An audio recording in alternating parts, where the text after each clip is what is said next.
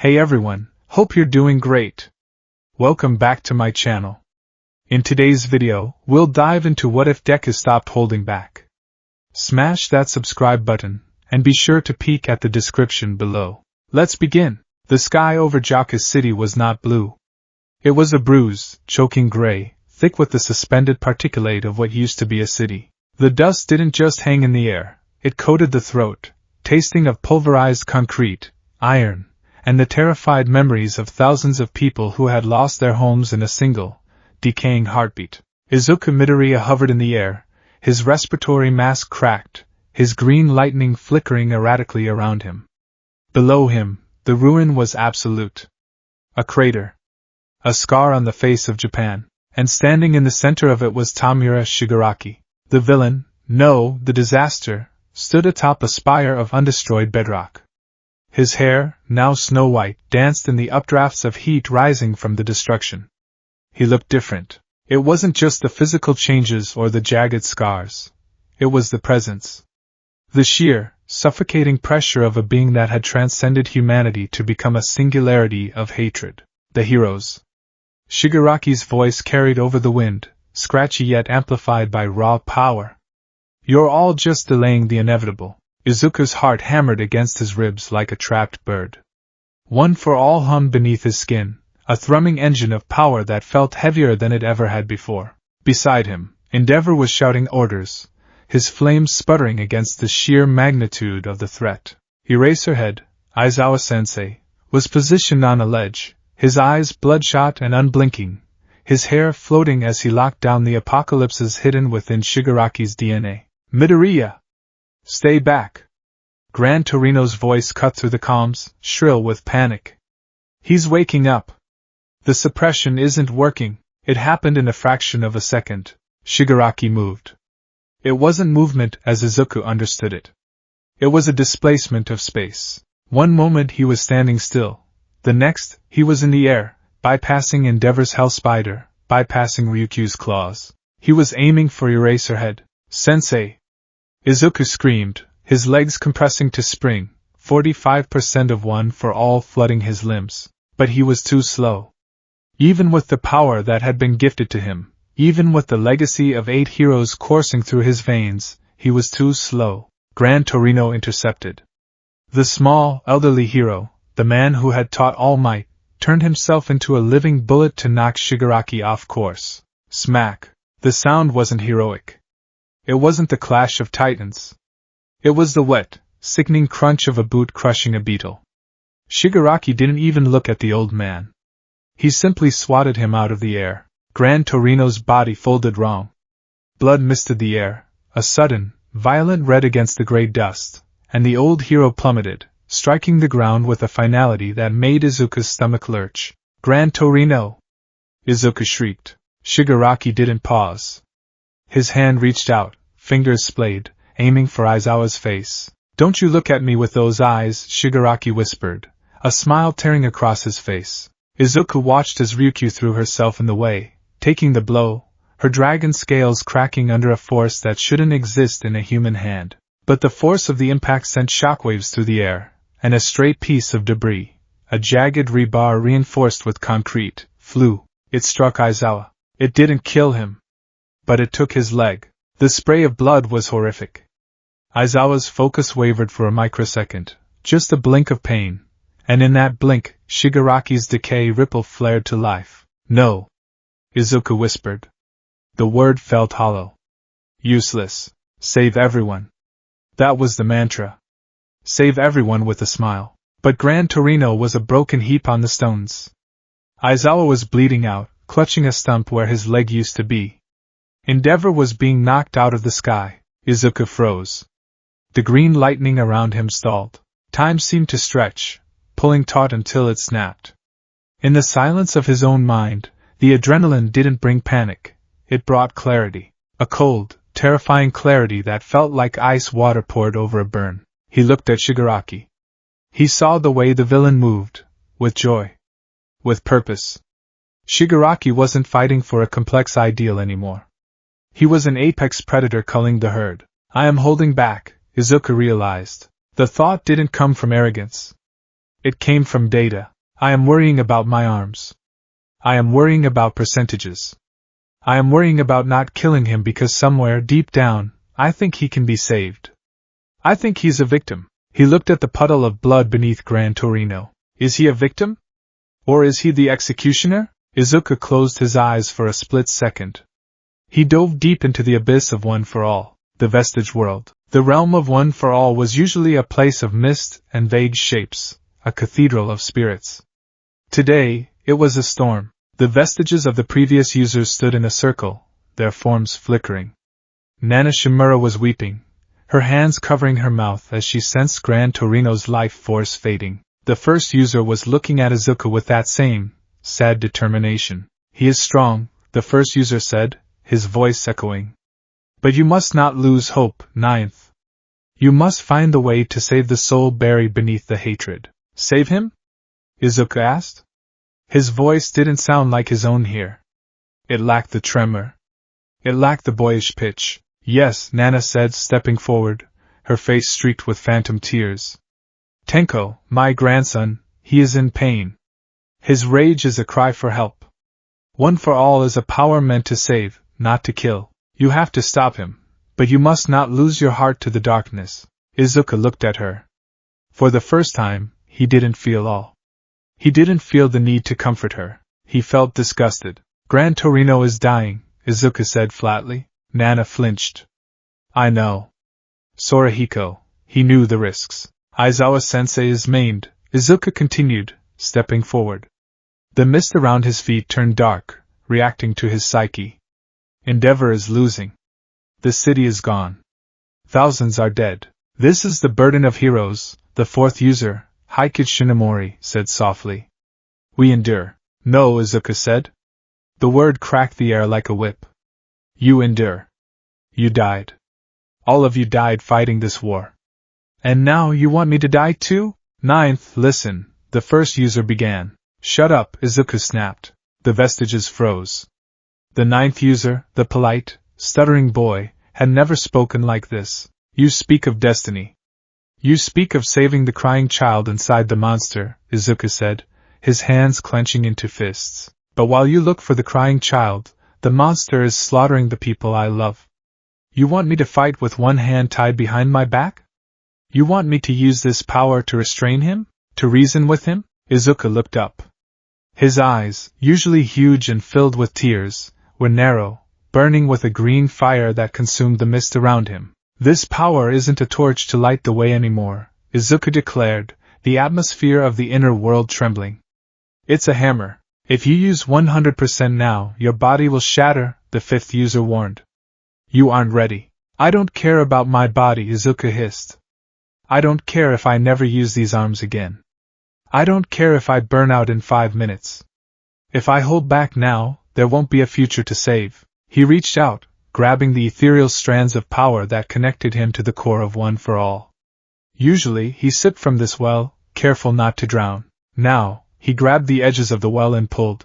Give it to me, Izuku commanded. All of it. Now. Izuku, no!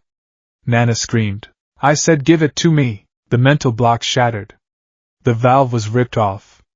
The dam broke. Jaka's city ruins reality. The air exploded. It wasn't an attack.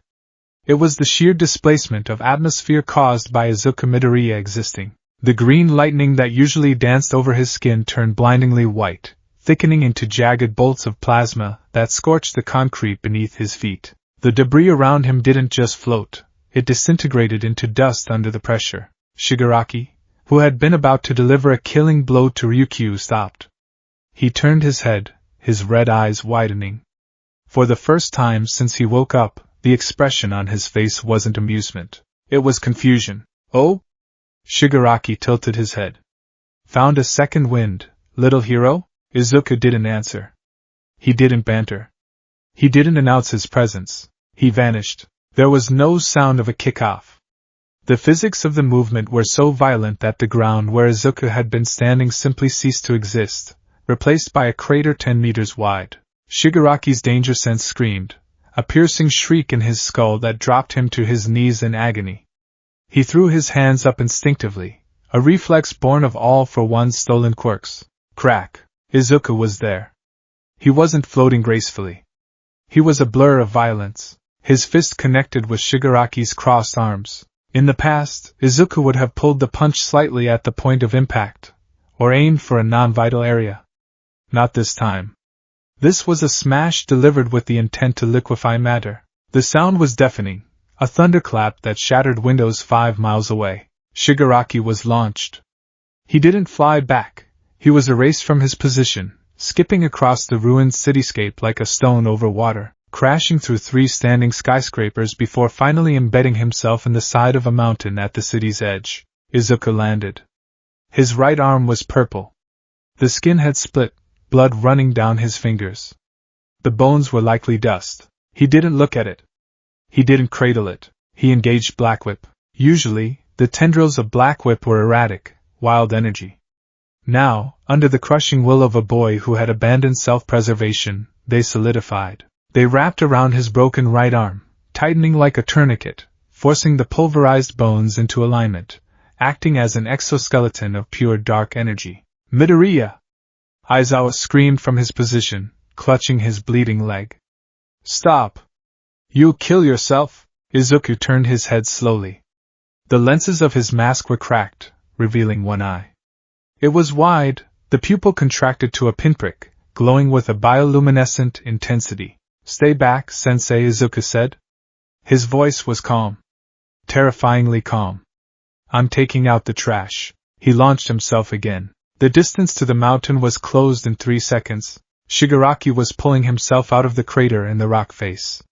His regeneration was working overtime, steam pouring from his body as his broken forearms knitted back together. He laughed, a jagged, manic sound. That's it!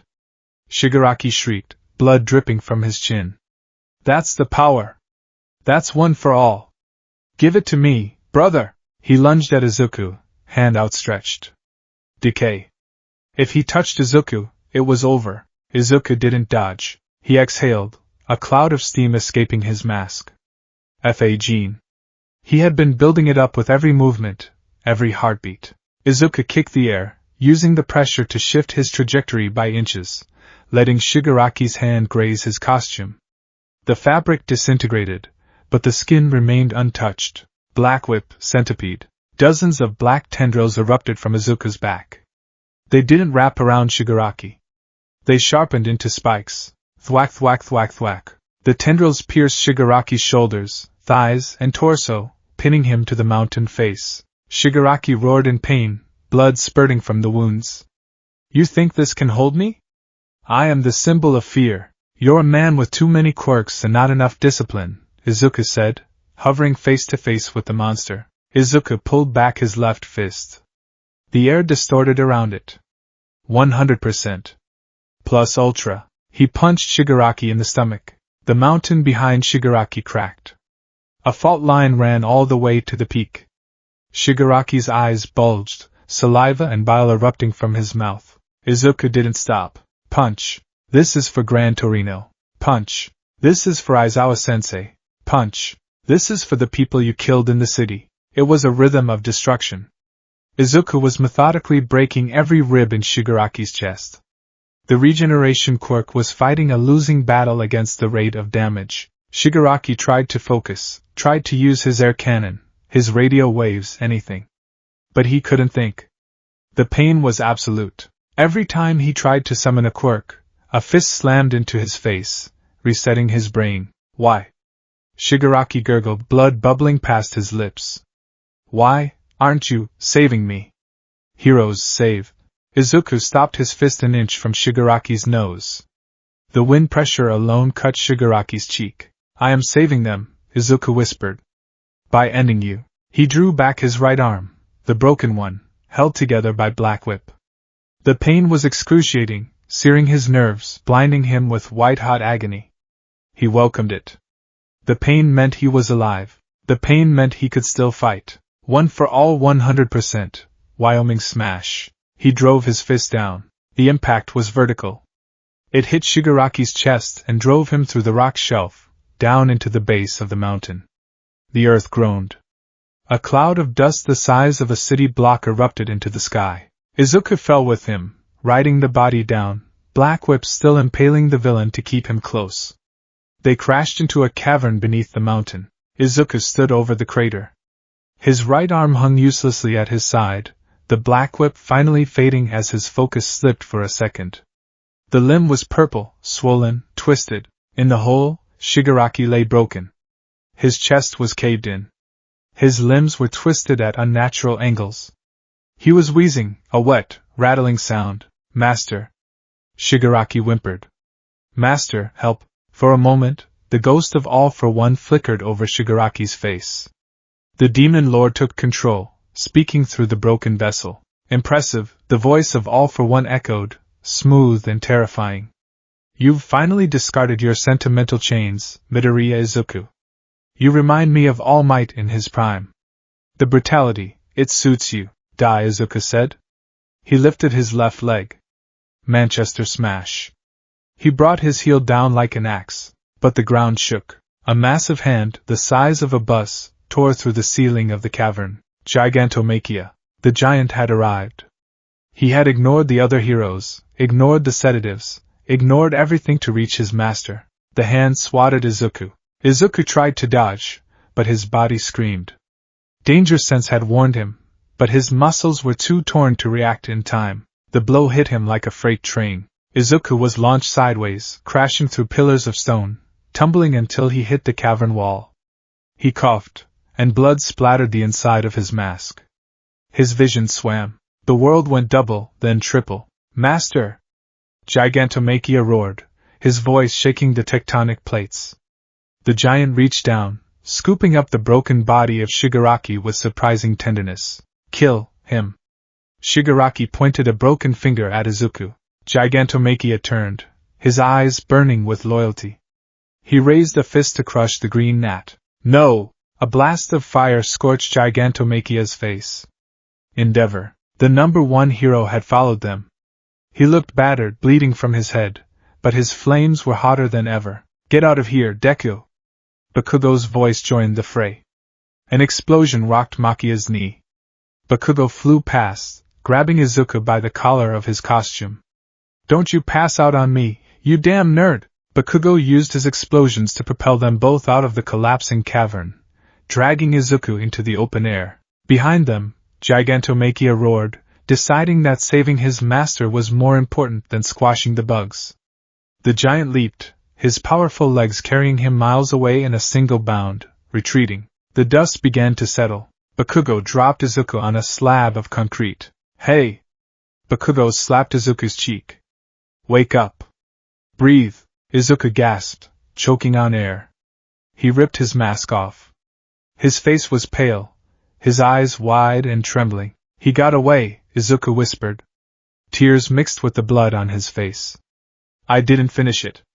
He got away." "You almost killed him, you psycho!" Bakugo yelled, though his hands were shaking as he checked Izuku's pulse. "Look at your arm. It's hamburger meat. What the hell was that? You didn't use any strategy. You just mauled him." Izuku sat up, wincing as his shattered bones ground together. He looked at his arm. It was ruined. He would need surgery. Maybe Recovery Girl couldn't even fix this. He didn't care. He looked around. The other heroes were landing. Endeavor. Best Jeanist. They looked at the crater Izuku had made. Then they looked at Izuku. There was no admiration in their eyes. There was fear. They had seen the symbol of peace become a symbol of war. They had seen a boy brutally dismantle a villain with the intent to execute. Endeavor walked over, clutching his side. He looked down at Izuku. "Midoriya. That power. It wasn't enough," Izuku said, staring at his hands. "You saved us," Shoto Todoroki said, stepping forward, his face neutral but his eyes worried. "If you hadn't hit him that hard, he would have decayed everyone." "I didn't save anyone," Izuku muttered. He stood up, swaying. Bakugo tried to steady him, but Izuku pushed him away. "Gran Torino might be dead," Izuku said, his voice void of emotion. "Shigaraki is still alive. The war isn't over." He looked at the horizon, where Gigantomachia had vanished. "I need to get stronger," Izuku said. "Stronger?" Bakugo stared at him in disbelief. "You just flattened a mountain." You need to heal. You need to recover. Recovery is a waste of time, Izuku said. He turned to look at Bakugo, and for a second, Bakugo saw something in those green eyes that terrified him. It wasn't the Deku who followed him around. It wasn't the rival who wanted to win. It was a soldier who had accepted his own death. Kaken, Izuku said softly. The era of smiling is over. They don't fear smiles. They fear pain. Deku. Uraraka had arrived, landing softly with her gravity quirk. She had seen the end of the fight.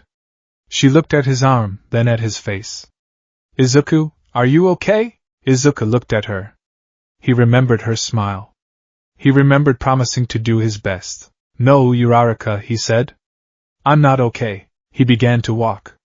Limping, broken, bleeding, but walking. Where are you going? Aizawa called out from a stretcher where paramedics were attending to his leg. Midoriya! Get back here! I have to go, Izuku said, not looking back.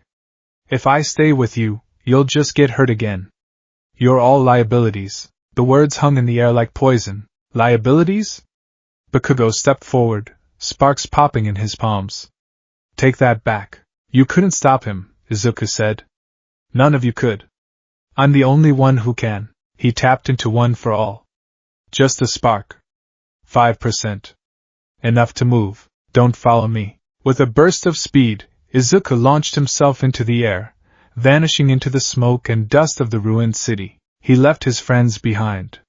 He left his teachers behind. As he flew through the gray sky, the pain in his arm throbbing in time with his heartbeat, Izuku Midoriya made a vow. He would hunt Tamura Shigaraki to the ends of the earth. He would tear down All for One's empire brick by brick. He would not be the hero who saves. He would be the hero who ends it. The rain began to fall, black with ash, washing over the unshackled symbol. 2 days later, Central Hospital. The antiseptic smell of the hospital was suffocating. It was too clean. It masked the smell of death that hung over the entire country. Izuku opened his eyes. He was in a bed. Restraints were on his chest and legs, soft ones, meant to keep a thrashing patient still, but restraints nonetheless. He looked to his right. His arm was encased in a heavy cast, elevated. He could feel the pins and plates inside. You're awake. Izuku turned his head. All Might was sitting in the chair next to the bed. The former number 1 hero looked skeletal, his eyes sunken, his face gray with worry. All Might, Izuku said. His throat was dry. Young Midoriya. All Might leaned forward, tears welling in his eyes. I saw the footage. The news choppers, they caught everything. Did they? Izuku asked. Izuku, All Might said, his voice trembling.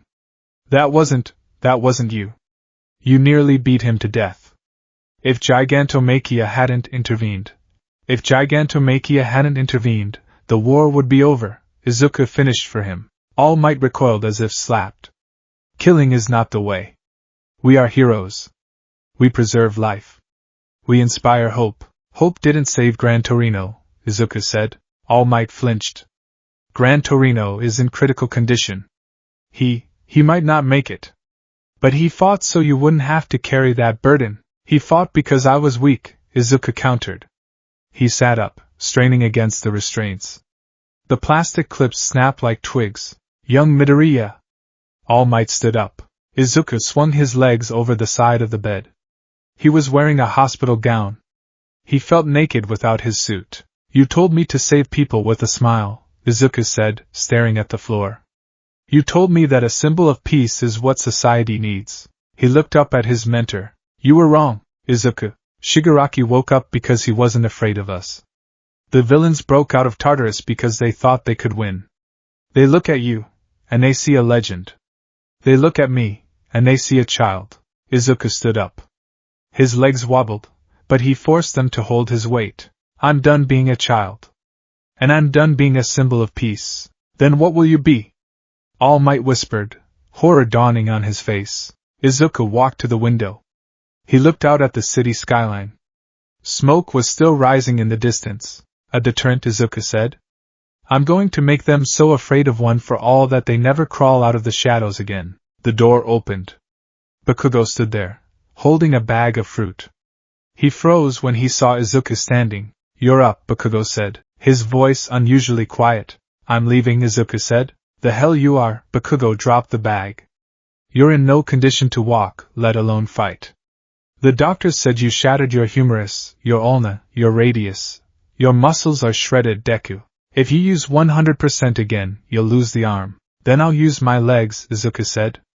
And if I lose those, I'll use my teeth. He walked past Bakugo. Bakugo reached out to grab his shoulder. Don't do this, Izuku, Bakugo said. He used his first name. Izuku paused. He didn't look back. Tell Mom I'm sorry, Izuku said. He activated smokescreen. Purple smoke filled the hospital room instantly, blinding All Might and Bakugo. By the time Bakugo blasted the smoke away with an explosion, the window was open. Izuku Midoriya was gone. The streets. It was raining again. Izuku sat on a gargoyle atop a Gothic-style cathedral in the older district. He had stolen a dark cloak from a clothesline to cover his hospital gown. He shivered, but not from cold. He could feel them. Danger sense was buzzing low in the back of his head. There were villains nearby. Looters. Escaped prisoners. He looked at his bandaged hand. He flexed the fingers. It hurt. Good. The vestiges were silent now. They knew he wouldn't listen to lectures anymore. The second user, however, felt closer. A silent approval radiating from the back of Izuku's mind. We fight to win, the seconds will whispered. Yeah, Izuku said to the empty air. He pulled the hood up. The green lightning sparked, dark and jagged in the night. The symbol of peace was dead. The unshackled symbol had been born, and tonight, the hunt began. The rain in Japan had changed. It used to be a cleansing force, a washing away of the day's heat, a comfort that tapped against the windows of the UA dorms. Now, as Izuku Midoriya crouched on the rusted skeleton of a fire escape in the darkest sector of the Kamino ward, the rain felt like lead. It was heavy, oily, and reeked of the smoke that still billowed from the scars of Jaka's city miles away. It tasted of ash and failure. His right arm was a dead weight. He looked down at it. He had managed to steal a high-density compression brace from the hospital storeroom before shattering the window and vanishing into the gray twilight. It was a crude fix, a black polymer shell usually reserved for quirk-induced fractures. The brace clamped down on his shattered bones, humerus, radius, ulna, holding them in a vice grip that sent spikes of white-hot agony up his shoulder with every heartbeat. Good, Izuku thought, his eyes scanning the alleyway below through the cracked lenses of his cowl. The pain is data. The pain means the nerves are still firing. If I can feel it, I can use it. He leaned his head back against the brick wall, the damp cold seeping into his stolen cloak, a dark, heavy tarp he'd fashioned into a poncho to hide his glowing circuitry. He closed his eyes, and instantly, the darkness of the alley was replaced by the blinding white of the hospital room he had fled only hours ago. 6 hours ago. Central Hospital. Intensive Care Unit. The memory was jagged, filtered through the haze of anesthesia residue and quirk exhaustion. It played in his mind on a loop, a justification for why he was currently shivering on a roof instead of sleeping in a bed. Recovery girl, Chio Shizenji, had stood over him. She looked older than he had ever seen her, her face a map of grief, the usual stern warmth replaced by a cold, clinical horror. Her syringe cane was gripped tightly in her hand, her knuckles white. I won't do it, Sonny, she said. Her voice wasn't kind. It was brittle, like dry leaves. You have to, Izuku rasped, lying in the hospital bed, the monitors beeping a frantic rhythm that matched the panic in his chest. I need to get back out there. Just speed up the knitting. I don't care about the scarring. I don't care if it looks ugly. It's not about the scarring. Chio snapped, slamming the ferrule of her cane onto the tile floor. The sound echoed like a gunshot in the sterile room. Look at the X-rays, Midoriya. Look at them. She slapped a film onto the light board. It didn't look like an arm. It looked like a bag of gravel held together by meat. You didn't just break your arm, she hissed, leaning in close, her eyes wet with frustrated tears. You pulverized it. You used 100% output on a limb that was already compromised from the muscular fight last year. And then you used Blackwhip to grind the pieces together so you could keep hitting him. She shuddered, a visceral reaction to the medical atrocity he had committed on himself. You used your own quirk as a tourniquet for your bones, He was going to kill everyone, Izuku said, his voice flat. He stared at the X-ray. It didn't scare him. It just looked like a cost. A transaction. And so you decided to kill yourself? Chio countered. If I use my quirk on this, the energy required to heal bone this shattered, it will kill you. Your stamina is at 0. You have nothing left to give. One for all has eaten your reserves. I have one for all, Izuku muttered. That's all the reserve I need. One for all is a quirk, not a life force. It burns fuel, it doesn't create it. She poked him hard in the chest, right over his heart. I am done enabling this suicide mission. I will not heal you. You need surgery. You need pins, plates, bone grafts, and 6 months of rehabilitation. Maybe, you'll be able to lift a cup of tea afterwards. Being a hero? That arm is done. It is a dead limb walking. Izuku had stared at the ceiling. Done. The word floated in the air. 6 months. In 6 months, Shigaraki would be complete. In 6 months, Japan would be a crater. Then I don't need the arm, he had whispered. Chio had frozen. What? If it won't heal, cut it off. Give me a prosthetic. I can put a support item on it. May Hatsum can build something. The silence in the room was horrifying. Chio looked at him with genuine fear. She stepped back, shaking her head slowly. You've lost your mind. You aren't thinking like a hero anymore. You're thinking like a weapon. She had left the room then, weeping. She refused to treat him. She refused to be the mechanic for a war machine. That was when the decision solidified. If the healers wouldn't help, and the teachers wanted to bench him, he had to leave. He had to operate outside the parameters of recovery. He couldn't afford to be a patient. Patients waited. Heroes acted. The present. Kamino Ward. Izuku exhaled a cloud of steam into the cold air, forcing the memory away. Sixth, he subvocalized, his jaw tight. Status. Danger sense is quiet in the immediate vicinity. Un's voice echoed in his skull. The sixth user sounded subdued. The vestiges had been arguing for hours, but they had fallen silent as Izuku's resolve hardened into concrete. But the range is expanding. The ambient stress of the city, the fear. It's amplifying the quirk. It hurts, doesn't it? I can handle it, Izuku thought. Your bone structure is compromised, Haiku Shinomori, the fourth user, interjected. His voice was stoic, the voice of a man who had died of old age in the woods, hiding from this very evil. If you engage in combat, you cannot use the right arm for impact. Only for black whip anchoring. If you punch with it again, you will sever the radial nerve permanently. You will lose the hand. We cannot bypass biology forever. Understood, Izuku thought. Legs and left arm only. Black whip for mobility and crowd control.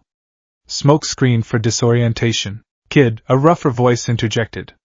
Daigoro Banjo. You gotta eat. You haven't had calories in 2 days aside from that 4 drip you ripped out. You're running on fumes. Even a Ferrari needs gas. I'll eat when I find him, Izuku replied internally. You won't find him if you starve to death, Banjo argued. Stop being a martyr and eat a damn protein bar. Shut up. The sharp rebuke silenced the vestige. Izuku felt a pang of guilt, a ghost of the polite boy he used to be, but he shoved it down. Guilt was inefficient. Guilt was what made him hesitate when Shigaraki woke up. Guilt was why Gran Torino was currently in a coma. Guilt was why Aizawa was missing a leg. He stood up. The wind whipped his tattered yellow cape, Gran Torino's cape, around him. He had found it in the rubble of the battlefield, stained with blood and dust. He wore it not as a tribute, but as a reminder. A shroud. A promise that he would be the last one to fall. Below him, glass shattered. Izuku didn't flinch. He just tilted his head. 3 men were breaking into a convenience store across the street. It was mundane. Pathetic, really. The world was ending, the sky was gray, society was collapsing, and these parasites were stealing cigarettes and liquor. Looters, Izuku whispered. Ignore them, the third user suggested. Small fry. Save your energy for the jailbreakers. We need to find the Tartarus escapees. No, Izuku said. What? It's a waste of stamina. If you ignore the cracks, the house falls down, Izuku said coldly. Zero tolerance. The villains need to know that the rules haven't changed. The punishment has just become severe. He stepped off the ledge. He didn't float gently. He fell, letting gravity accelerate him, a dark missile plummeting toward the earth. He engaged float only at the last second, canceling his momentum just inches above the pavement. He landed silently behind the three men. The streetlights were out. The grid had failed in this sector. The only illumination came from the sparks of a quirk. One of the looters had a plasma cutter finger, using it to slice the lock. Grab the cash register. Hurry up. One yelled, shoving a duffel bag at the others. Before the cops show up. The cops aren't coming, the third one laughed nervously. They're too busy picking up dead heroes. Izuku felt a surge of rage so pure it nearly blinded him. Hey, Izuku said. The voice was distorted by his mask, deep, metallic, and utterly devoid of humanity. The three men spun around. They saw a figure shrouded in darkness, tattered yellow fabric swirling around him, green eyes glowing like will-o'-the-wisps in the rain. Who the hell are you? The plasma guy shouted, raising his hand. Back off. I'll burn you. Izuku didn't assume a fighting stance. He just stood there, his arms hanging loosely by his sides, his posture slouched yet threatening. Put it back, Izuku commanded. Screw you, hero. The plasma guy fired. A beam of hot orange energy slashed through the darkness. Izuku moved. It wasn't the bouncy, energetic movement of the sports festival. It wasn't the heroic dash. It was a minimal, terrifying shift. He sidestepped the beam by a millimeter, letting the heat singe his cloak. He didn't waste movement. Black whip. A single black tendril shot out from Izuku's left wrist. It didn't wrap around the man's waist to restrain him gently. It wrapped around his throat. GHK, Izuku yanked. The man was torn off his feet and slammed face first into the asphalt. The sound of teeth hitting concrete was sickeningly loud. The other two froze. They looked at their leader, twitching on the ground, blood pooling under his mouth, then at the demon standing before them. You're a hero, right? One stammered, backing away, dropping the bag. You can't do that. That's excessive force. We surrender. Izuku stepped forward. The green lightning crackled, illuminating the blood-caked bandages on his right arm, the dirt on his suit. The police are busy, Izuku said, walking toward them. The asphalt cracked under his iron soles. The heroes are dead or dying. There is no one left to read you your rights. He raised his left hand. Air pressure built up around his fingers. 20%. Run, he whispered. And if I ever see you stealing again, I won't aim for the ground. The threat was palpable. It wasn't a bluff. It was a promise of violence. The two standing looters screamed, scrambling over each other, slipping on the wet pavement to flee into the night. Izuku looked down at the unconscious man. He wasn't dead, but he would have a broken jaw. He would need a straw to eat for weeks. Cruel, the first user whispered, his voice sad. Necessary, Izuku replied. He fired a black whip to tie the man to a lamppost, tighter than strictly necessary. He didn't call the police. They wouldn't come anyway. He pulled a permanent marker from his belt, something he used to use for autographs, and wrote a single word on the looter's forehead, mine. He looked up at the sky. Danger sense flared again. Not a buzz this time. A sharp, rhythmic pulsing to the west. A warning. Found one, Izuku murmured. He launched himself into the air, a green blur against the black clouds. The warehouse district. West Tokyo. The scent of blood was stronger here. It overpowered the rain. This wasn't looting. This was slaughter. Izuku landed on the roof of a shipping warehouse. Below, the large metal doors had been torn off their hinges. No, not torn. Shredded. The metal was twisted like taffy, ripped apart by brute force. Muscular, Izuku identified the signature immediately. He remembered the forest camp. He remembered the desperate struggle, the feeling of his muscles tearing as he pushed past 100% to save Kota. He remembered trying to reason with the man, asking him why he did this. I just want to show you my blood, Muscular had said. I want to see yours. A monster. Pure and simple. A creature of appetite. Izuku dropped through a skylight, landing on a catwalk high above the warehouse floor. The scene below was a nightmare. Muscular, go to a Masuji, was laughing. He had grown since Tartarus. His muscle fibers were thicker, darker, bulging out of his skin in grotesque bundles that pulsed with their own heartbeat. He was holding a pro-hero by the head. It looked like Grand, a local hero with a hardening quirk. Grand's body was limp, his armor crushed. Is that it? Muscular roared, tossing the hero aside like a ragdoll. Grand hit a stack of crates and didn't move. I finally get out of that box, and this is the best you got? Where's the challenge? Where's the fun? He stomped, and the concrete floor cracked, creating a shockwave that rattled the windows. I need a playmate! Muscular screamed. I need someone to break, here, Izuku said. The voice carried from the catwalk, echoing through the empty space. Muscular stopped. He looked up, his artificial eye whirring as it zoomed in. He grinned, a wide, shark-like expression that split his face. Oh! I know that voice, Muscular chuckled. The muscle fibers on his back began to vibrate, expanding rapidly. The little punch buggy from the forest. Midoriya! I saw you on TV. You looked mad. Izuku dropped from the catwalk. He didn't use float to slow down. He used the gravity to accelerate, spinning in the air to generate torque. Smash! Muscular crossed his arms, creating a shield of muscle fibers as thick as a tank hull. He braced himself, expecting the raw, uncontrolled power of the past. Izuku's left heel connected. Boom! The shockwave blew the remaining windows out of the warehouse. Dust and debris filled the air. The metal catwalks groaned. Izuku backflipped off the impact, landing gracefully 10 meters away. Muscular had skidded back a few feet, leaving deep trenches in the concrete, but he was still standing. His muscle armor was bruised, but not broken. Better! Muscular roared, shaking his arms. Much better! You've grown, kid! You got some real kick in you now. Come on! Show me your blood, he charged. It was like watching a landslide move at the speed of a race car.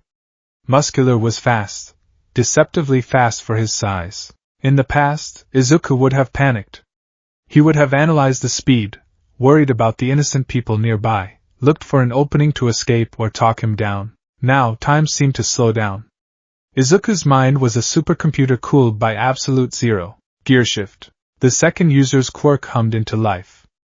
It was a quirk he shouldn't have been able to use yet, but his rage had forced the door open. Izuku saw Muscular's fist coming. It was aimed at his head. Shift, low gear. Izuku's perception accelerated. The fist looked like it was moving through molasses. He analyzed the structure of Muscular's quirk. The fibers were layered. To absorb impact, they had to be tense, but when he moved, the fibers underneath had to relax to allow articulation. There, Izuku spotted it. A momentary gap in the armor under the armpit as Muscular extended his punch. Shift, high gear. Izuku moved. He didn't dodge away, he dodged in. He ducked under the massive arm, moving faster than Muscular's eyes could track. FA Gene, 30%. He didn't use a fist. He used his fingers, reinforced by Black Whip to prevent them from snapping on impact. Thwip. He drove his fingers into the soft spot under Muscular's armpit, directly into the brachial plexus nerve cluster. It was a strike he had read about in a medical textbook, executed with the force of a cannonball. Gah! Muscular stumbled, his momentum carrying him forward, but his right arm went dead instantly. The muscle fibers unraveled, losing their cohesion, dangling like wet rope. What? Muscular spun around, confused. His right arm was dragging on the ground. You little rat! What did you do? Biology, Izuku said. He stood amidst the dust, the green lightning flickering calmly. Your quirk adds layers of muscle, Izuku explained, his voice devoid of taunting. It was a lecture, but you still have a human nervous system. You still have tendons. If I cut the signal, the muscle is just dead meat. Muscular's confusion turned to blinding rage. I'll squash you. He enveloped his legs in massive cords of muscle, preparing to leap. He was going to bring the roof down. He didn't care about strategy. He just wanted to crush. He's going to jump, the danger sense warned. Don't let him, the second user commanded. Cripple him. Izuku obeyed. As Muscular loaded his legs for the jump, Izuku unleashed Black Whip. Not one tendril. 20. They shot out from his back like a spider's web, hooking into the steel girders of the warehouse walls, the floor, the heavy machinery. Black whip, tension? Izuku pulled. He launched himself like a slingshot, moving so fast he broke the sound barrier inside the warehouse. The sonic boom shattered the glass of the skylights above. Muscular didn't even see him. Izuku appeared behind Muscular's knees. Manchester smash, twin impact. He kicked the back of Muscular's right knee with his iron-soled boot. Then, as the leg buckled, he used the recoil to spin and kick the left knee. Crack. Crack. The sound of ligaments tearing was distinct. It was a sound that made the vestiges wince. Muscular screamed, a high, animalistic sound of pure shock. His legs gave out. The massive villain collapsed, his own weight working against him, driving his shattered knees into the concrete. He tried to stand, but his legs wouldn't respond. The tendons were severed. The patellas were dust. My legs! Muscular howled, thrashing. My legs! You broke my legs! He swung blindly with his remaining good arm, a massive haymaker meant to crush anything in a 5-meter radius. Izuku stood just outside the range, watching the fist pass by. He didn't even blink. You like blood, Izuku said quietly. You like pain. He stepped in. Muscular was on his knees, vulnerable. His chest was open. Izuku placed his left hand on Muscular's chest. Smoke screen. A blast of purple smoke erupted directly into Muscular's face, blinding him and choking him. Muscular coughed, gagging as the thick smoke filled his lungs. One for all. 45%. Izuku didn't punch. He drove his elbow down onto Muscular's collarbone. Snap. Muscular collapsed face first onto the concrete. He was wheezing, unable to breathe properly, unable to move his legs, one arm paralyzed, his collarbone shattered. He was a mountain reduced to a pile of rubble. He looked up, one eye swelling shut, to see Izuku standing over him. This wasn't the boy he fought in the forest. That boy had cried. That boy had pleaded. That boy had been a victim fighting for survival. The figure standing over him was a silhouette of judgment. The green eyes burned through the purple smoke. Kill me. Muscular wheezed, grinning through bloody teeth. Do it, hero. If you don't, I'll just kill more. Izuku raised his foot. He positioned his iron soul over Muscular's head. The air pressure built up. The killing intent was real. For a second, the vestiges held their breath. Ninth, Nana's voice trembled. Don't lose yourself. Izuku paused. He looked at the trash beneath his boot. He analyzed the threat level. Muscular was neutralized. Killing him now served no tactical purpose. It would only waste energy. You want me to kill you, Izuku said? Because that would make me like you. It would validate your worldview. That violence is the only truth. He lowered his foot. I won't give you the satisfaction. Izuku knelt down. He placed a finger on Muscular's neck. Black whip, bind. The black energy wrapped around Muscular, tighter than steel cables. It restricted his movement completely. It wrapped around his mouth, silencing him. It bound his broken limbs to his torso. You're not a monster, Izuku whispered into Muscular's ear. You're just a broken man who couldn't handle his own power. And now you're nothing. He stood up and walked away. Muscular tried to scream behind the gag, his eyes wide with a new emotion. Not fear of death. Fear of irrelevance. He had been dismissed. Izuku walked over to the fallen hero, Grand. He checked the pulse. Alive. Unconscious, but alive. He pulled a burner phone from his pouch, stolen from the looters earlier. He dialed 110. Location, West Tokyo Warehouse District, Sector 4, Izuku said into the phone, his voice distorted. Villain Muscular is neutralized. One pro-hero requires medical evac. Sending coordinates. Who is this? The dispatcher asked urgently. Identify yourself.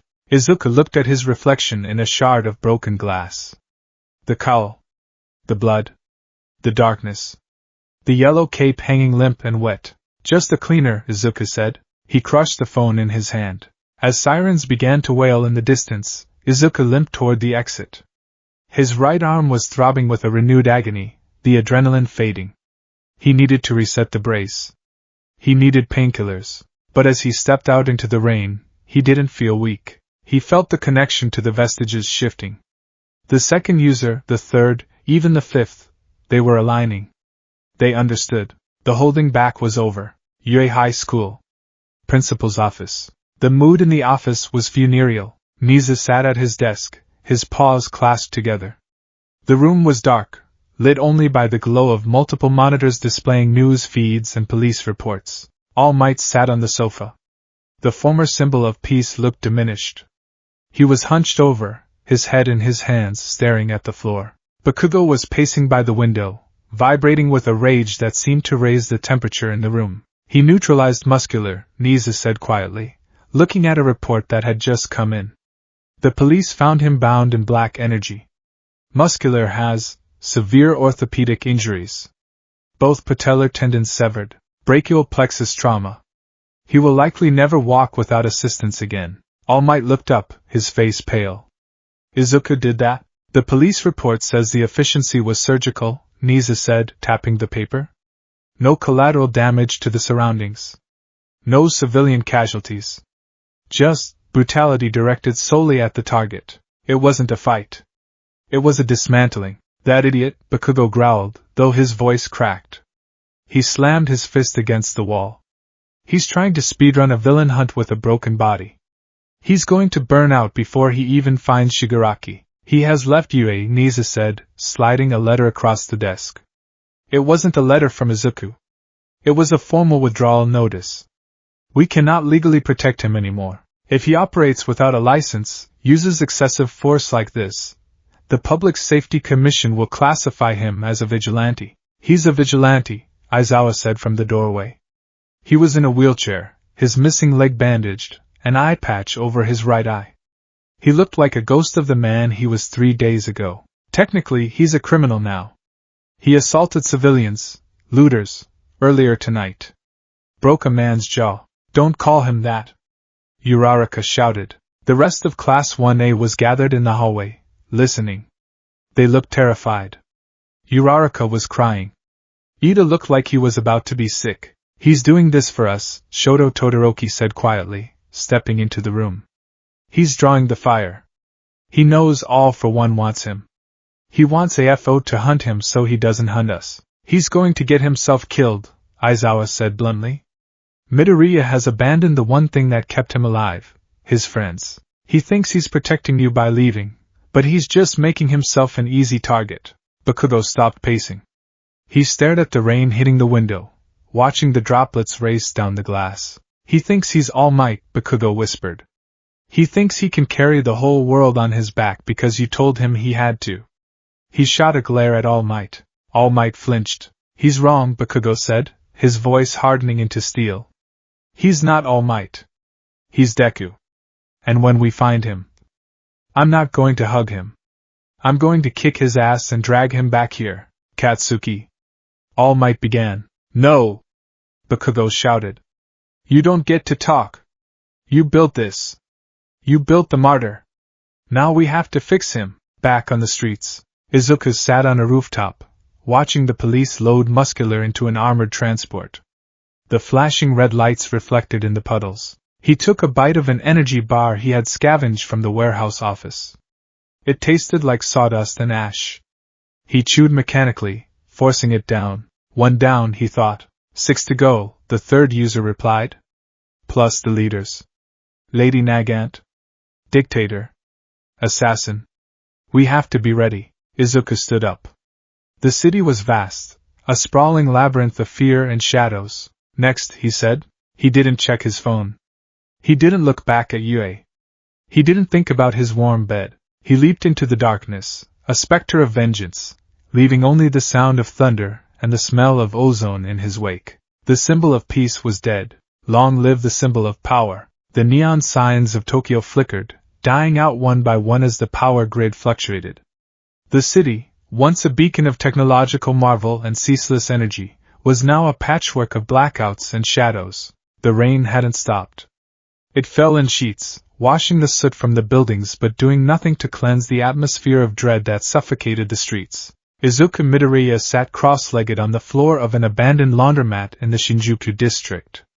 The hum of a single vending machine in the corner provided the only light, a sickly, buzzing fluorescent blue. He was sewing. His hands, usually steady, trembled slightly. It wasn't from fear. It was from the nerve damage. The tremors were a constant companion now, a rhythmic reminder of the price of 100%. He pulled the needle through the tough Kevlar of his costume. The green fabric was stained brown with dried blood and black with grease. He wasn't trying to make it look new. He was making it functional. He had stripped the metal plating from his leg guards. They were too heavy, too clunky for the speed he needed now. He replaced them with tighter, compression-based wrappings scavenged from a sports store. He took the yellow cape, Gran Torino's cape, and reinforced the collar. It wasn't just a symbol anymore. He had lined the edges with lead weights found in fishing gear. It was a weapon now, a heavy shroud that could be whipped around to disorient or bludgeon. His mask lay on the floor next to him. The long, rabbit-like ears were tattered, one flopped over, broken at the base. The metal respirator was dented, scratching against his jaw. He picked it up.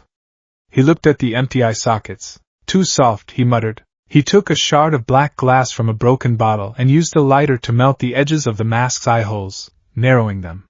He fused the glass into the lenses. Now, when he wore it, his eyes wouldn't be visible. Only the glow of one for all would shine through, filtered into a cold, predatory green. He wasn't Deku anymore. Deku was a cheerleader. Deku was the name of a boy who cried when he won. He put the mask on. The respirator hissed as it sealed against his face. The world turned a tint of monochrome green through the lenses. 7th, Izuku sub-vocalized. Leg status. Muscle fibers in the left quadricep are strained. Nana Shimura's voice came, sounding distant and sorrowful. You're overusing float to compensate for the right arm. You need rest, Izuku. Actual sleep, not these 10-minute micro-naps. No time, Izuku replied. He stood up. The compression brace on his right arm creaked. He had tightened it again, cutting off circulation slightly to numb the pain. It was a dead limb, a club of meat and bone held together by black energy and plastic. You're destroying yourself, the first user said. I'm refining myself, Izuku corrected. He kicked the back door open and stepped out into the deluge. The hunt. The criminals of Tokyo had gotten comfortable. In the vacuum left by the hero's retreat and public disgrace, the strong had begun to eat the weak. In a narrow alleyway behind a jewelry store, a group of 4 escapees from a local detention center were cornering a family. The father was on the ground, bleeding from a head wound. The mother was shielding her daughter, screaming for help that she knew wouldn't come. One of the villains, a man with blades protruding from his elbows, laughed. Scream louder, lady. The heroes are all busy licking their wounds. He raised a blade to strike. The air pressure changed. It wasn't a wind. It was a vacuum. The rain suddenly stopped falling in the alleyway, as if a giant umbrella had been opened overhead. The villains looked up. Hovering 10 feet above them was a figure wrapped in smoke and rags. Green lightning arced violently around him, sizzling as it hit the wet walls. The figure didn't look like a hero. It looked like a phantom from a folklore horror story. Who the hell? Izuku dropped. He didn't announce a smash. He didn't yell stop. He landed directly on the blade villain's shoulders. The impact was silent but devastating. Izuku used the villain's body to break his fall. The sound of clavicles snapping was audible even over the rain. The villain collapsed instantly, unconscious before he hit the ground. Izuku stood up from the crouch. The other 3 villains stumbled back, their eyes wide. It's him! One screamed. The green demon. The one who crushed Muscular. They didn't attack. They ran. They scrambled over the wet pavement, tripping over themselves in a desperate bid to escape. Izuku extended his left hand. Black whip. 3 tendrils shot out, moving with the speed and precision of sniper fire. They wrapped around the ankles of the fleeing men. Izuku yanked. The villains were pulled off their feet, dragged back across the rough asphalt. Izuku didn't pull them to him. He swung them. He whipped them into the brick walls of the alley, once, twice. Thud. Thud. They went limp. The silence returned, heavy and oppressive. Izuku turned to the family. The mother was trembling, clutching her child so tightly her knuckles were white. She looked at Izuku, and her eyes were filled with absolute terror. She didn't see a savior. She saw a monster that had just brutalized 4 men in under 5 seconds. "Please," she whimpered, shielding her daughter's eyes. "Please don't hurt us." Izuku froze. Under the mask, his expression didn't change, but his heart gave a painful, hollow thud. "She's afraid of me," he realized. "Good," the second user whispered. "Fear keeps them safe. Fear keeps them away from you. You are radioactive, kid. The further they are, the safer they are." Izuku reached into his utility pouch. He pulled out a small, sealed medical kit, standard issue UA gear he had hoarded. He tossed it to the woman. It landed softly at her feet. "Wrap his head," Izuku said. His voice was modulated by the mask, deep and scraping. "Go to the metro station. The police have a barricade there. Do not stop." Thank you," the woman stammered. Izuku didn't reply. He engaged float and shot upward, disappearing into the storm clouds before she could blink. He didn't need gratitude. Gratitude was heavy. It was a chain that bound you to people. He needed to be light. He needed to be nothing but a force of nature. The Vestige Roundtable, high above the city, resting on a gargoyle of a pre-Quark-era skyscraper, Izuku closed his eyes and drifted into the one for all core. The scenery had changed. The Golden Throne Room was gone. The Vestige world now resembled a war room, dark and utilitarian. Danger senses spiking in the Minato ward. Haikid Shinomori, the fourth, reported, pointing to a phantom map floating in the air. Civilian distress signals. High concentration. Its dictator, the fifth user, Daigoro Banjo, growled. "I recognize the signature. He's a controller type. Nasty piece of work. Escapee from Tartarus. He uses people," Nana Shimura added, her arms crossed. "He attaches threads to their nervous systems and puppets them. If you attack him, he'll use the civilians as human shields." "Izuku, this requires finesse. You can't just smash your way through." "I know," Izuku said. His avatar in the Vestige world was no longer the glowing, naked form of his spirit. It was clothed in his tattered vigilante suit. The darkness was bleeding into his soul. "I studied his file. He will try to break your spirit," the first user warned. "He will force you to hurt innocents. He knows you won't do it." Izuku looked at the first user. "He thinks I won't do it." The Vestiges fell silent. "What does that mean, Ninth?" Nana asked, her voice trembling. "It means I calculate the acceptable loss," Izuku said coldly. "Broken bones heal. Death doesn't. If I have to break a civilian's arm to save their life, I will break the arm." "That is a slippery slope," the first user said softly.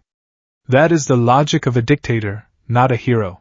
"I am not a hero," Izuku snapped, turning his back on them. "I am the holder of one for all. My job isn't to be a hero. My job is to kill all for one." "Kid," Banjo said, stepping forward. "You're losing it. You're pushing everyone away, even us." "I don't need friends," Izuku said, fading out of the Vestige world. "I need ammo." The puppet show. The rain had turned into a torrential downpour by the time Izuku arrived at Minato. The scene was surreal. A crowd of 50 people stood in the middle of the intersection. They weren't running. They weren't screaming. They stood perfectly still, their arms hanging loosely, their heads lolling forward like broken dolls. In the center of the crowd stood Dictator. He was a tall, gaunt man in a long, high-collared coat. He looked like a vampire from a bad movie, but his quirk was terrifyingly real. Thin, almost invisible threads of red energy extended from his fingers, branching out to connect to the spines of the civilians. Come out, little hero!" Dictator sang, his voice amplified by a speaker system he had hijacked. "I know you're watching. The Bat of Naruhata. The Green Demon." He twitched a finger. The 50 civilians moved in unison. They raised their heads. Their eyes were rolled back, white and terrified, tears streaming down their faces, but their bodies moved with unnatural, jerky aggression. They picked up makeshift weapons, pipes, stones, broken glass. "I have a challenge for you." Dictator laughed. "Can you get to me without snapping these poor people in half? They're fragile, you know. Human bones are so crunchy." Izuku crouched on a streetlight, watching. Strategy, he thought. Analysis. The threads were physical manifestations of energy. They could be cut, but Dictator would just reattach them. The civilians were meat shields. If Izuku used a shockwave, the pressure alone could rupture their eardrums or organs. Smoke, Izuku decided. He dropped from the light. Smoke screen, maximum output. Purple smoke exploded from his gauntlets. It didn't just fill the street, it drowned it. The intersection became a dense, opaque nebula of violet fog. Visibility dropped to 0. What is this? Dictator shouted. Cheap tricks. Attack! Attack the smoke! The civilians flailed blindly, swinging their weapons at the air. Izuku moved through the smoke like a shark in dark water. Danger sense guided him. It wasn't just warning him of attacks, it was painting a map of intent. He could feel where the civilians were swinging before they moved. He didn't dodge. He engaged. A man swung a pipe at him. Izuku caught the pipe with his left hand. Precision strike. He tapped the man's ulnar nerve with 2 fingers.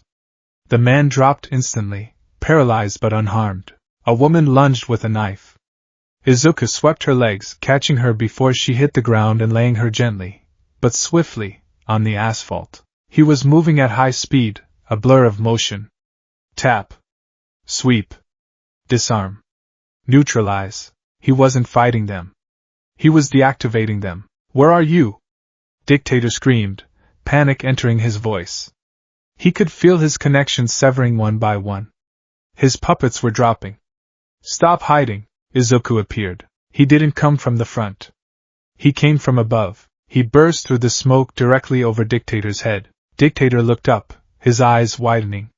He saw the tattered yellow cape, the glowing green eyes, the demonic silhouette. You! Dictator tried to pull his remaining puppets to shield him, to form a wall of human flesh. FA gene, 100% pseudo-output.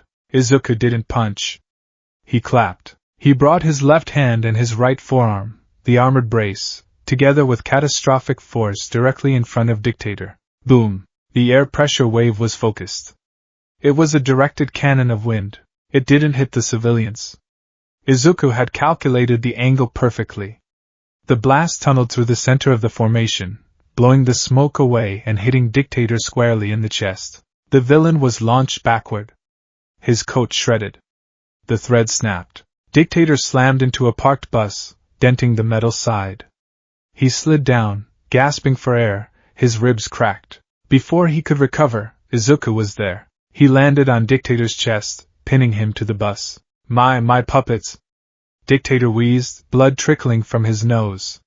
You didn't hurt them. I broke 3 arms and dislocated 2 shoulders, Izuku reported coldly.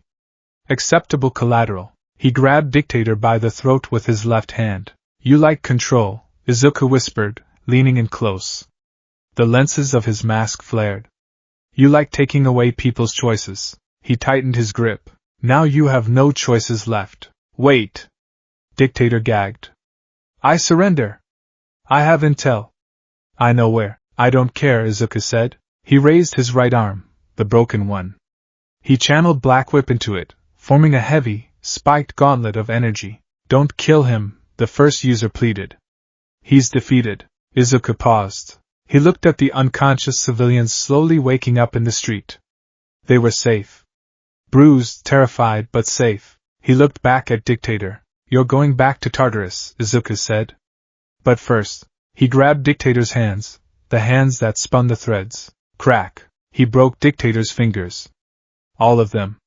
In a single, fluid motion. Dictator screamed, a sound that tore through the night. You won't be using those again, Izuku said. He left the villain screaming in the rain, tied to the bus with Black Whip, a sign drawn on the metal end marker. Trash. The bento box. 2 hours later, Izuku sat under a bridge, sheltering from the worst of the storm. He was shivering uncontrollably now. The adrenaline had worn off, leaving only the exhaustion and the gnawing hunger. His stomach cramped. He hadn't eaten in 2 days? 3? He leaned his head back against the concrete pillar. He could feel the fever setting in. His right arm was hot to the touch, likely infected. Young Midoriya. Izuku didn't flinch. Danger sense hadn't triggered. That meant no threat. He opened his eyes. All Might stood at the edge of the underpass. He was in his skinny form, wearing a yellow raincoat that was too big for him. He looked like a skeleton wrapped in plastic. He was holding a plastic bag. I tracked you, All Might said, stepping closer. You're getting harder to find. You move like a ghost. Go away, Izuku rasped. No, All Might said firmly. He walked over and sat down next to Izuku on the dirty concrete. He didn't care about the mud. He opened the bag. Inside was a bento box. Pork cutlet bowl. Katsudon. I made it, All Might said, holding it out. It's cold now, but it's calories. Izuku stared at the box. The smell hit him, savory, familiar. It smelled like home. It smelled like his mother. His stomach roared. I'm not hungry, Izuku lied. You're starving, All Might corrected. And you're burning up. Let me see your arm. Don't touch me. Izuku pulled away, his eyes flaring green. If you touch me, I'll leave. All Might froze. He pulled his hand back. The hurt in his blue eyes was devastating. Izuku, why? Why are you doing this to yourself? Because you can't, Izuku said. He took the bento box. He didn't say thank you. He opened it and began to eat, shoveling the food into his mouth with his left hand. He didn't taste it. He just needed the fuel. I know I failed you, All Might whispered. I put this burden on you. I told you to be the symbol. But I never meant for you to be a martyr. Izuku swallowed a mouthful of rice. The symbol of peace was a mistake. All Might looked at him, shocked. What? You created a society that couldn't function without you, Izuku said, staring at the river of rainwater flowing past their feet. You smiled, and everyone thought the problems went away. But they didn't. They just hid in the shadows. And when you fell, they came back hungrier. He looked at All Might. I'm not going to smile, Izuku said. I'm going to scour the shadows until there's nowhere left to hide. I'm going to be the boogeyman for villains. That's not a life, Izuku. All Might pleaded. That's a death sentence. You still have a heart. I saw you save those people from dictator. I did a job, Izuku said. He finished the food and set the box down. Come back to Yue, All Might begged. We can protect you. We can fight together. Protect me? Izuku laughed. It was a dry, cracking sound. You can't even protect yourselves. If I go back, Shigaraki will come for me. He'll level Yue. He'll kill Mom. He'll kill Eri. He'll kill everyone. He stood up. I am the bait, Izuku said. And I am the trap. Izuku, please. All Might reached out. Izuku engaged Blacklip. He didn't attack All Might, but he used the tendrils to launch himself vertically, slamming into the underside of the bridge and swinging out into the night. Don't follow me, Tashinori! Izuku yelled back, using All Might's real name for the first time. It felt like a severance. Go home. Stay safe. Let the monster do the work. All Might sat alone under the bridge, holding the empty bento box, the rain mixing with the tears on his face. The shadow of the demon. Days turned into a week. The legend of the Green Demon spread. Crime rates in the sectors Izuku patrolled dropped to near zero. Not because the villains were arrested, but because they were terrified. Whispers filled the underground bars. Did you hear? He broke Stain's nose. I heard he ripped a Heian Nomu in half with his bare hands. He doesn't sleep. He doesn't eat. He just hunts. Izuku was deteriorating. His suit was falling apart. The yellow cape was shredded to ribbons. His right arm was a constant source of agony. The infection had set in, giving him persistent fevers that made hallucinations bleed into reality. He saw Gran Torino in the shadows. He saw Aizawa in the reflections of windows. He was running on Fa Gene and spite. He sat on a radio tower, overlooking the ruined cityscape. Danger sense triggered. It wasn't a spike. It was a constant, low-level hum. A focused intent. Someone was watching him. I know you're there, Izuku said to the empty air. A slow clap echoed from the darkness behind him. Izuku turned. Standing on the metal gantry was a woman. She wore a sleek, dark bodysuit. Her hair was two-toned, blue and pink. Her right arm was transformed into a massive, fleshy rifle. Lady Nagant, you're hard to track, kid, she said, her voice smooth, almost lazy. You move like a feral animal. All for one sent you, Izuku said. He didn't assume a fighting stance. He just stood there, swaying slightly in the wind. He did, Nagant confirmed. She raised her rifle arm, aiming it casually at his chest. He wants you alive. Legs broken, maybe, but alive. She smiled, but her eyes were dead. But looking at you. She tilted her head. You look like you're already dead. What keeps you moving? Hatred, Izuku said. Nagant's smile faltered for a second. Hatred? That's a villain's fuel, hero. I'm not a hero, Izuku said. The green lightning exploded around him. The pressure cracked the metal grating beneath his feet. The air turned heavy, smelling of ozone and blood. I'm the necessary sacrifice. Nagant narrowed her eyes. She shifted her stance, locking her aim. Well then, sacrifice, she whispered. Let's see if you can outrun a bullet. The villain's lair, deep underground, in a facility shielded from all sensors. All for one sat in his life support chair. He was smiling. He is evolving, AFO murmured, his fingers tapping on the armrest. He has discarded the shackles of morality. He is becoming efficient. He's destroying your pieces, Shigaraki's voice growled from the corner. Tamura was submerged in a tank of fluid, wires connected to his brain. He took out muscular. Dictator. He's culling the herd. Let him, AFO laughed softly. It tempers him. It hardens him. Don't you see, Tamura? He is carving himself into the perfect vessel.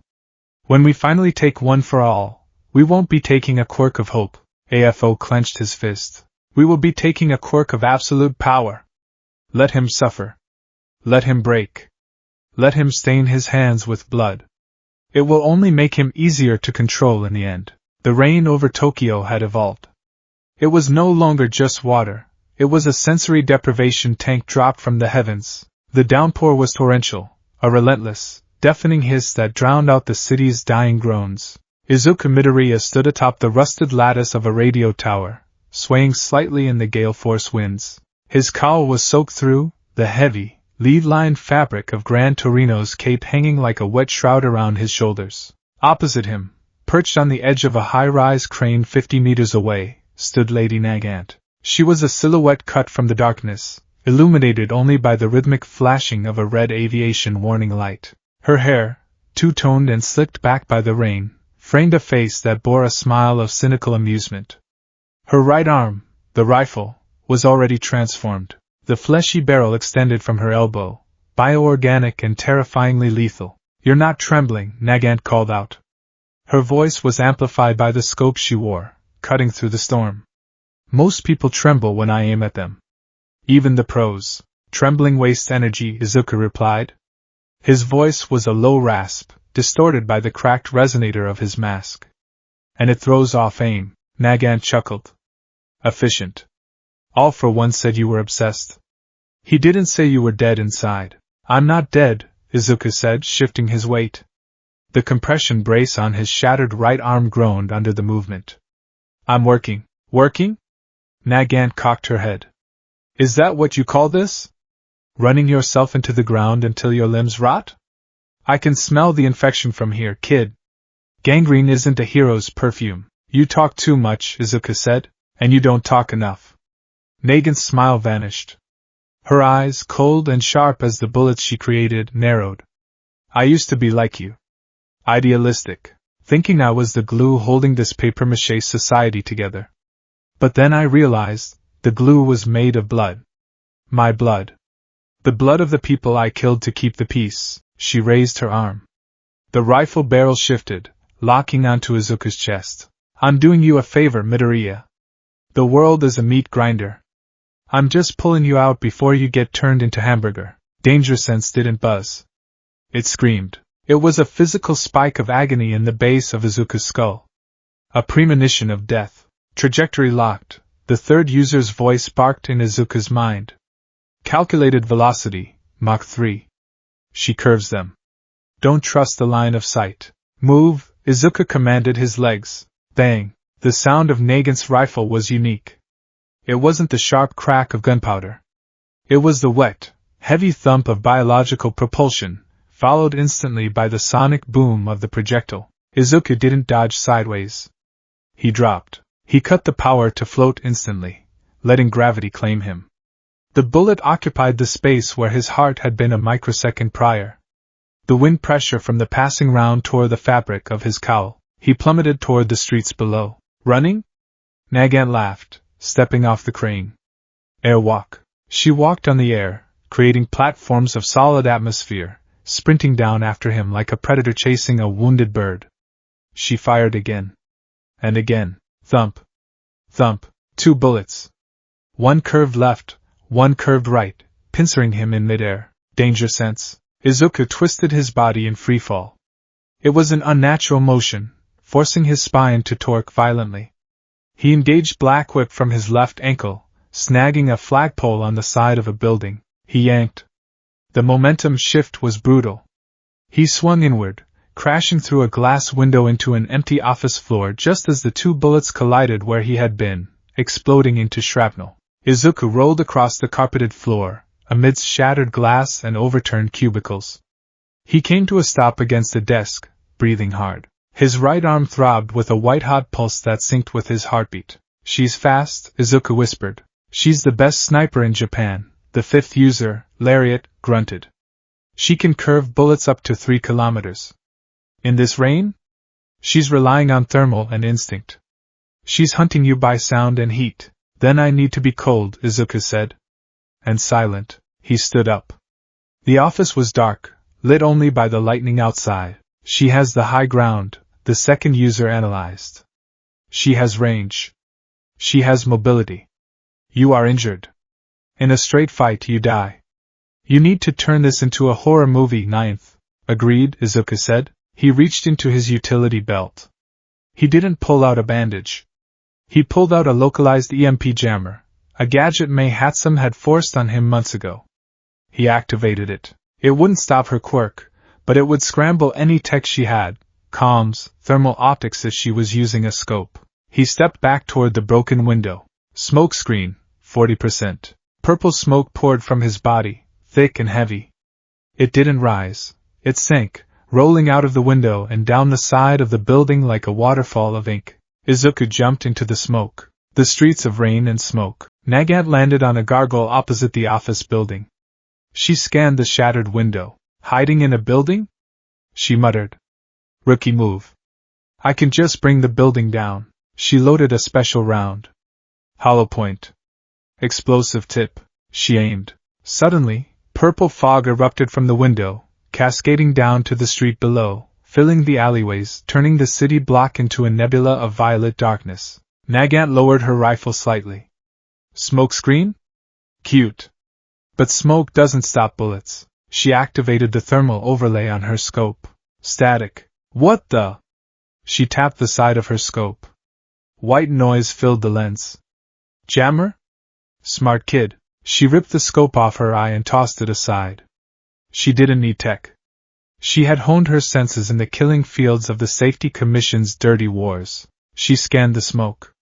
She listened. Nothing. No footsteps. No rustling of fabric. The rain masked everything. Come out, hero! She shouted, her voice echoing. You can't save society from inside a cloud. No answer. Then a sound. To her left. A scrape of boot on metal. Nagant spun, firing a snapshot in a fraction of a second. Thump. The bullet tore through a ventilation duct. Metal screeched. Nothing. Missed? She whispered. I don't miss. Behind you. The thought wasn't hers. It was instinct. She spun around, swinging her rifle arm like a club. Izuku was there. He had approached using float to silence his footsteps, moving through the rain like a phantom. He was upside down, clinging to the wall above her with Black Whip. He didn't punch her face. He kicked the rifle barrel. Iron soul. Clang. The impact was heavy. It knocked her aim wide, sending a bullet spiraling into the night sky. Nagant grunted, using the momentum to flip backward, creating distance. She landed on a floating platform of air 10 meters away. There you are, she hissed. Izuku dropped from the wall to the roof. He stood hunched, his arms hanging low. The green lightning of One for All crackled violently, reacting to his aggression. Who sent you? Izuku asked. Does it matter? Nagant fired 3 rounds in rapid succession. Izuku moved. He didn't run. He shifted. Gear shift, low gear. To Nagant, he seemed to teleport.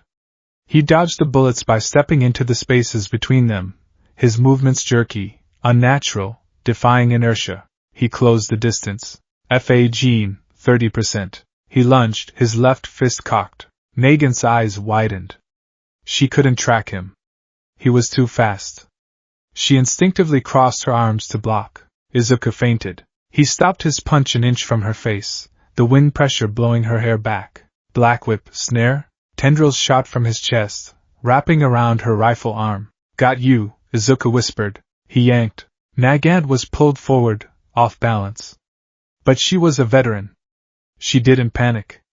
She ejected the hair bullet loaded in her arm, detonating the gunpowder charge manually without firing the projectile. Boom! An explosion of gas and force erupted between them. Izuku was blasted backward, releasing the whip. He skidded across the wet roof, digging his fingers into the concrete to stop. Nagant landed heavily, coughing. Her right arm was smoking. You're crazy, she wheezed. You tried to grab a loaded gun? Disarm the threat, Izuku stated, standing up. His costume was scorched, revealing burn marks on his chest. He didn't seem to notice. You're not fighting like a hero, Nagant said, wiping rain from her eyes. Heroes try to capture. You're trying to break me. You're a weapon, Izuku said. I'm dismantling you. Nagant felt a chill that had nothing to do with the rain. This boy. He looked at her the way a mechanic looks at a faulty engine. No empathy. Just problem solving. You think you know darkness? Nagant growled. I was bathed in it before you were born. I killed corrupt heroes. I killed villains. I killed anyone they pointed me at. I cleaned up the mess so people like All Might could smile for the cameras. I know, Izuku said. Then why fight for it? Nagant screamed. Why fight for a world that runs on lies? I'm not fighting for the world, Izuku said. He took a step forward. The pressure around him increased. The rain droplets began to vaporize before they hit him. I'm fighting for the people who live in it. He raised his left hand. And you're in my way. The descent. Nagant realized she couldn't win a close-quarters fight. Not against One for All. She needed range. She needed to lose him. She turned and ran, sprinting off the edge of the roof. Airwalk. She bounded across the sky, gaining altitude, heading toward the dense industrial sector. The pipes and smokestacks would provide cover. Follow me if you can, rabbit! Izuku watched her go. She's luring you, the first user warned. She wants you in a complex environment where ricochets are possible. I know, Izuku thought. He crouched. Charge up. Fa Gene. He began to bob up and down, building kinetic energy. The green lightning turned white. One for All, 45%. He launched. He didn't fly. He tore a hole in the sky. The sonic boom shattered the windows of the building he left behind. He caught up to her in seconds. Nagant heard the roar behind her. She looked back and saw a green comet incoming. Persistent little. She spun in midair, firing blindly. Izuku dodged the bullets with danger sense, spinning like a drill. He was above her now. Manchester smash. He brought his heel down. Nagant created a shield of air, bracing herself. Crack. The impact shattered her air platform. She was swatted out of the sky like a fly. She plummeted into the industrial district, crashing through a maze of pipes and catwalks before slamming into a large, empty water storage tank. The metal dented inward, forming a crater around her body. Nagant gasped, blood splattering the inside of the tank. Her ribs were broken. Her air walk was flickering. She tried to stand up. Thud. Izuku landed on the rim of the tank, looking down at her. The lightning backlit him, casting a long, monstrous shadow over her broken form. Surrender, Izuku said. Nagant laughed, coughing up blood. I can't. If I surrender, I lose. If I lose, I'm nothing. She raised her rifle arm. It was shaking. I have one shot left, she whispered. My best shot. She concentrated. She wasn't aiming at Izuku. She aimed at the fuel silo next to the tank. If that went up, this whole sector would vanish. And Izuku with it. Checkmate, hero, she grinned. Izuku's eyes widened behind the mask. Danger sense flooded his brain with the image of a fireball. Don't, he warned. Save them, Nagant taunted. Save the city. But you have to take the bullet to do it, she fired. The bullet was massive, a twisted amalgamation of hair and epoxy, hardened to diamond density. It flew straight for the silo. Izuku didn't think. Gearshift, overdrive. He moved faster than the bullet. He intercepted it. He didn't catch it. He couldn't. It would blow his arm off. He punched the side of the bullet as it flew, redirecting its kinetic energy. One for all 100%. His left arm screamed. The bones in his hand shattered. But the bullet was knocked off course. It flew past the silo, striking a concrete embankment, and burying itself harmlessly in the earth. Izuku landed, clutching his left hand. It was mangled now, just like his right. He stood there, panting, surrounded by steam. Nagant stared at him. You broke your other hand. Just to stop me from blowing up a fuel tank? That's the job, Izuku said through gritted teeth. He walked toward her. His arms were useless. Both of them broken. What are you going to do now? Nagant asked, her voice trembling slightly. Kick me to death? If I have to, Izuku said. He stopped in front of her. But I have questions first. The betrayal. Nagant looked at the boy. He was a wreck. He was bleeding, broken, exhausted. And yet, his will was a physical weight pressing down on her. Why? She whispered. Why do you keep going? You know society is rotten. You know the commission used me. You know the heroes are flawed. Because a flawed society is better than a dead one, Izuku said. And because I promised a little girl that I would be her hero. The image of Eri flashed in his mind. Nagant lowered her head. You really are the true successor, she sighed.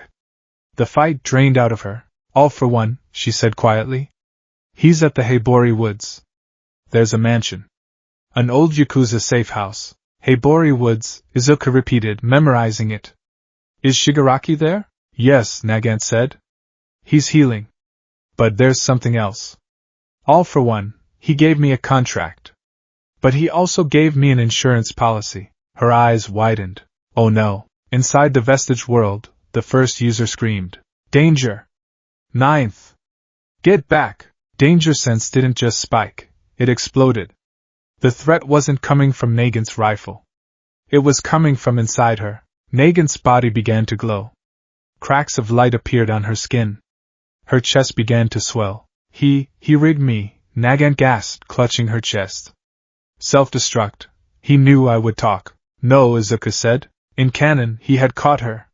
He had reassured her. In this timeline, Izuku didn't reassure. He acted. He saw the energy building up in her quirk factor. A bomb planted by All for One. A quirk designed to overload and detonate the host. He had seconds. Black Whip! Izuku summoned the tendrils.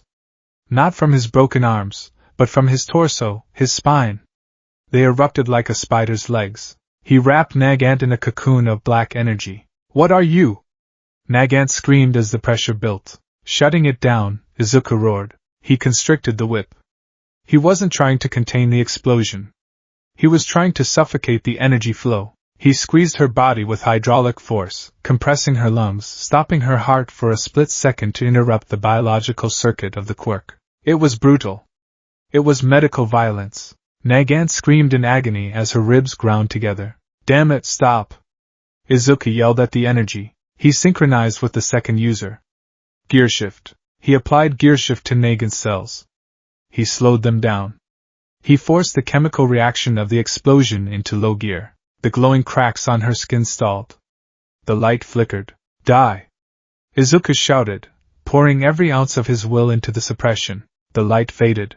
Nagant collapsed unconscious, her body bruised and battered but whole. She hadn't exploded. Izuku dropped to his knees. The exertion had nearly caused him to pass out. He vomited bile onto the metal floor of the tank. He checked her pulse with a black tendril. Weak. Thready. But there. Alive, he whispered. The aftermath. The rain continued to fall. Izuku dragged Lady Nagant's unconscious body out of the tank. He used Black Whip to carry her, as his arms were useless meat. He deposited her on a dry patch of concrete under a bridge. He sat opposite her, waiting. 10 minutes later she groaned. Her eyes fluttered open. She tried to move, but pain flared through her entire body. Did I die? She rasped. No, Izuku said. He was sitting in the shadows, his eyes glowing green. I stopped the reaction. Barely. Nagant looked at him. Fear. Genuine fear. You stopped a quirk self-destruct? How? Doesn't matter, Izuku said. You gave me the location. Heibori Woods. You're going there? Nagant asked, staring at his broken arms. Look at you. You can't even lift a spoon. You're going to walk into the lion's den like that? I have legs, Izuku said stiffly. You're going to die, Nagant said. Tears welled up in her eyes. Why save me? I tried to kill you. I'm a murderer. Because you have intel, Izuku said coldly. And because All for One doesn't get to decide who lives and who dies. I do. He stood up. Stay here. I called the police on a burner. They'll be here in 5 minutes. Go back to prison, Nagant. Rot there. But be alive. He turned to leave. Midoriya! Nagant shouted, struggling to sit up. Izuku paused. He's not alone, she warned. He has guards. The rest of the escapees. And, he's waiting for you. He wants you to come to him broken. It's part of the plan. I know, Izuku said. Then why go? Izuku looked back over his shoulder. The lightning illuminated the scarring on his mask, the blood dripping from his fingertips. Because the only way out is through. He engaged F.A. Jean. With a crack of thunder, he vanished into the night, heading toward the woods. The Heibori Woods perimeter. An hour later, Izuku stood at the edge of the forest. The mansion loomed in the distance, dark and foreboding. He was running on fumes. His vision was blurring at the edges. The fever from his right arm was consuming him. His left hand was a swollen mess. He leaned against a tree, breathing heavily. You can't do this alone, Ninth, the sixth user, and said softly. This is suicide. I have to, Izuku whispered. No, the second user said. Look! Izuku looked up. Standing in the clearing between him and the mansion was a group of figures. They weren't villains. Shoto Todoroki stood at the front, ice covering his left side, fire flickering on his right. Katsuki Bakugo stood next to him, his gauntlets primed, his face twisted in a snarl that masked deep concern. Ochako Uraraka. Tenya Ida. Eijiro Kirishima.